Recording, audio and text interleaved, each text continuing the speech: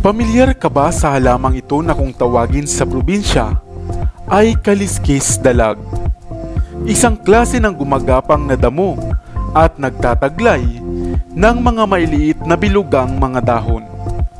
Tinatapakan at binubunot lamang ito ng karamihan, subalit hindi natin alam na ang halamang ito pala ay mainam na panlunas sa kagat ng ahas, insekto, dengue, rayuma at ilang sakit at kati-kati sa balat.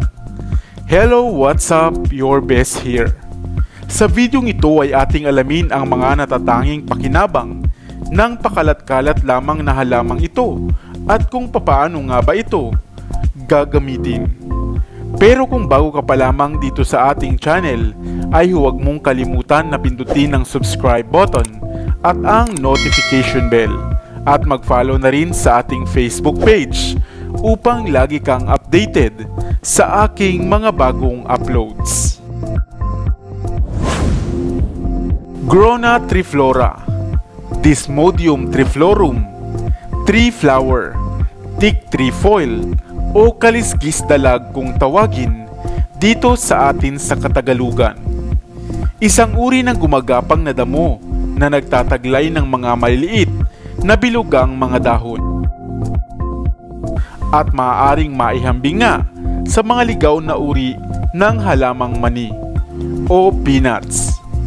Madalas makikitang tumutubo ang mga kaliskis dalag sa mga parang malapit sa mga kakahuyan o sa mga open space na lugar sa mga kabundukan.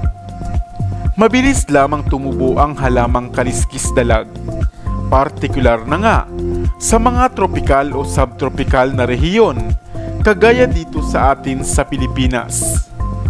Kabilang nga ito sa pamilya ng mga halamang Fabaceae o ng mga legumes. Subalit batid mo ba na ang munting halamang ito pala ay maraming pakinabang at mga gamit, lalo na nga kung kayo ay naninirahan sa mga liblib na lugar at malayo nga sa mga pagamutan o hospital. Sapagkat ang dahon at katawan nito ay mainam palang panglunas sa mga kagat ng ahas, mapa sa kagat ng alakdan man o kobra. Nguyain lamang o ngatain ang dahon nito at saka itapal sa inyong sugat. Maaari mo din naman itong durugin lamang at katasin at ang mga katas nito ay lagyan ng konting asukal na pampalasa at saka inumin. Samantalang ang sapal ay itapal naman sa inyong sugat. Mahusay din itong panlunas sa pananakit ng tuhod bunga ng rayuma, sa diarrhea, dysenteria at ilan pang mga sakit sa balat. Ang halaman ngang ito ay nagtataglay ng alkaloids at ng flavonoids na magaling sa kalusugan ng tao. Sa kabilang banda naman, mainam rin itong itanim sa inyong bakuran at gawing alternatibo sa Carabao grass. Kaya naman kung kayo nga ay nasa mga liblib na probinsya, ang halamang ito ay marapat ninyong kilala upang magamit nga kung kinakailangan. Subalit syempre, mainam pa rin ang pagtungo sa ospital para sa lubusang kagamutan. Ikaw, nakakita ka na ba ng halamang kaliskis dalag? Sana ay may bago kang natutunan sa videong ito. Iwan ka naman ng comment sa comment section sa ibaba. I-like at i-share mo na rin para naman sa kaalaman ng iba.